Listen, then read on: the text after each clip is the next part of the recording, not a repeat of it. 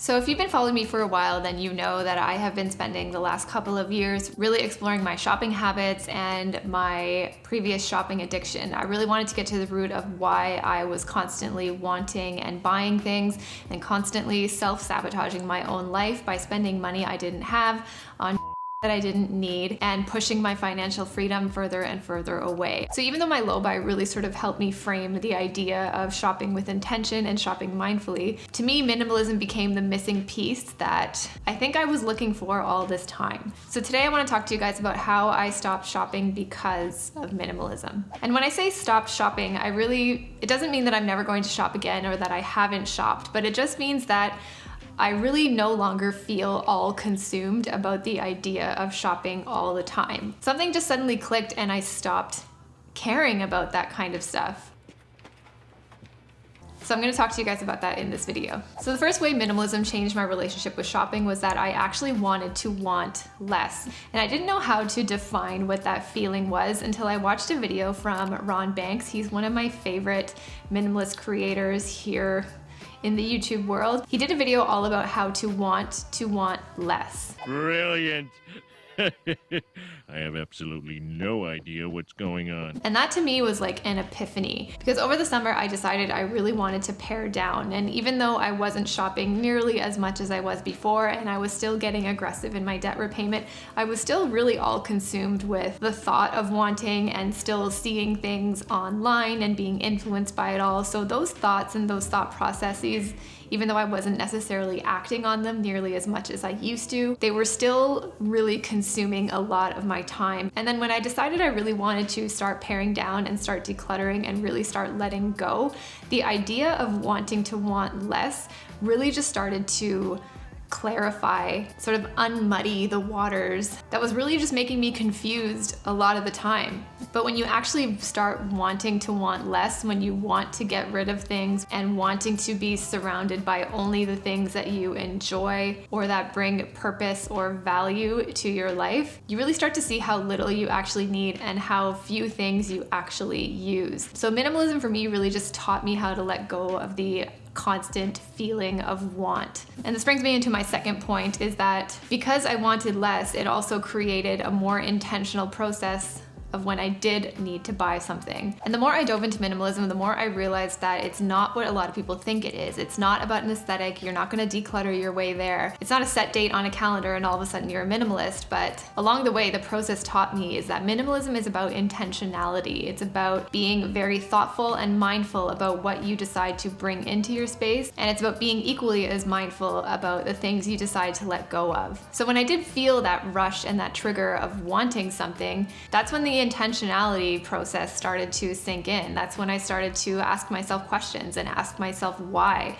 Why did I want this? How am I feeling right now? What am I doing right now? Do I have the money right now? What about my debt-free goal? What about meeting up with my future self in the place that I wanted to be? All of those questions started to come into my head a lot more clearly than they ever really had before. And it really made the answer to the question so simple, in the sense that, is this pair of jeans or is this blazer worth all of that sacrifice? Ew, no, David. All of those questions really start to pour through your mind when that trigger of wanting creeps in. And minimalism really just helped me create that intentional thought process. A third way I stopped shopping with minimalism was that I realized I get really overwhelmed when I'm surrounded by too much stuff. And what I learned was this stuff would come in, and at the time it would always seem like a good idea, and as soon as it came I would feel overwhelmed and wonder where I was gonna put it and think about what I needed to declutter to make room for this thing. So even if something is free, even if you didn't pay money for it, you still pay a price in accepting that thing. You still have to take care of it. You have to think about where you're gonna put it. You have to clean it. You have to spend time disposing of the waste that some of it creates in terms of packaging. So there's a lot of currency that stuff takes away from us, even if we didn't pay for it. So things are clearer for me when there's less around me, when there's less to choose from. And I'm not gonna say that I'm never going to accept things ever again, because that's just not true. All I'm saying is now, and even more so than before, I feel like I have a thought process and just things to take pause on before I say yes or accept anything. Before we finish, just a quick word from today's sponsor, Skillshare. Girl still in debt, gotta pay those bills. Oh, hi there. Just spending some time with my struggle plans, because millennial. These are my green girls, according to plant queen Christopher Griffin. And I just took her course on Skillshare. See, Skillshare is an online learning community where thousands of people come together through online classes where they can learn anything from how to build their own millennial green garden to illustration, graphic design, and so much more. For less than $10 a month, you get access to thousands of classes that they update all the time, so you can always stay inspired and stay learning. When I took Christopher's course, I was always under the impression that I couldn't take care of plants in my dark and dreary apartment. We don't get a lot of natural light, and anything I've ever brought in here really dies. But now I know exactly what plants suit my space, how to take care of them, how to water them, and even how to rescue them from root rot. The first 1,000 people to click the link in the description will get a free premium membership trial, so you can explore your creativity and even build your own garden of green girls. So there's hope for my green girls after all. Another way minimalism has helped me stop shopping was that it really made me get real with how often I would use or not use an item. So the way I connect this to shopping and spending money and deciding to bring in something new into my space is now I evaluate if I'm actually going to use it or not. I really do a lot of forward thinking now when I decide to bring in something new. This thing is not worthy of my money and my time and my emotional bandwidth if I'm not going to use it. So in that sense, it's not worth bringing into my space. And minimalism for me really made that decision clear. Number 5 was that I realized my goals meant more to me than my things or my image. And I think before in my low buy, again, I was still very caught up in looking a certain way and still achieving a personal style and aesthetic. And I think that's an important journey to take yourself on because you want to know what you feel good in and what you reach for all the time. But I feel like I was still doing that at the expense of certain goals. I was really trying to find a balance between being in debt repayment and still shopping. And to me now, I just don't know. I don't know if I agree with that anymore. So now I'm realizing that my goals mean a lot more to me than my image or my style or just my things in general. And I think I had to go through that process to get here. I had to go through those intense feelings of guilt and failure. And then I had to learn how to change my self-talk in order to get to this place that I'm at right now.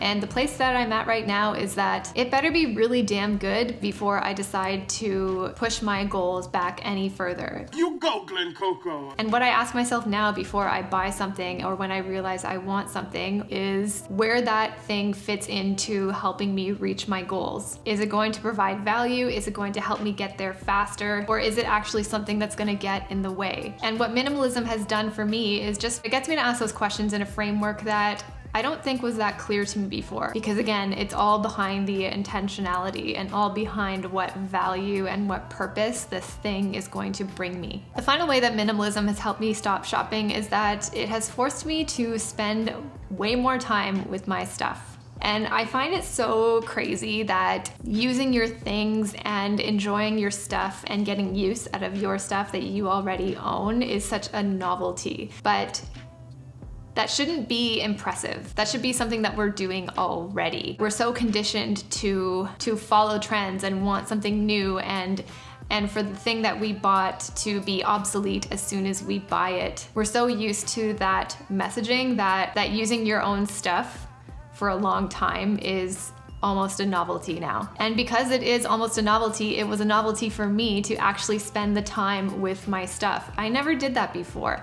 I would spend so much time trying to find things and want things and buy things, and then I would never use it, I'd forget about it, and then I would move on to the next thing and repeat the process all over again. But when I really dove deep into minimalism, it forced me to spend time with my things, whether that be a decluttering or assessing if I really like it or if it sparks joy or if I use it and enjoy it. The difference that minimalism made for me was that it forced me to take action. And that's when the real work happens. You can think about decluttering all day, you can think about capsule wardrobes all day, but it's until you actually take the clothes out of your closet, start putting them on, start going through your stuff, that's when everything starts to become more clear. So go through your stuff, take action, use it, audit it, use your Instant Pot, use your Slap Chop, wear the jacket. If you think you really like it or want it or it brings you purpose or value, then use it. Find a way to incorporate it into your life and let it bring value for you, because that's what our stuff should do for us at the end of the day. It shouldn't be a burden. It shouldn't be a stress. It should be something that serves us and not the other way around. So at the end of the day, low buy gave me a reason to shop less, but minimalism gave me a reason to want less. And that was the difference for me. It's really how I stopped grappling with all the guilt, with all the negative self-talk. And it's how I really started to let go of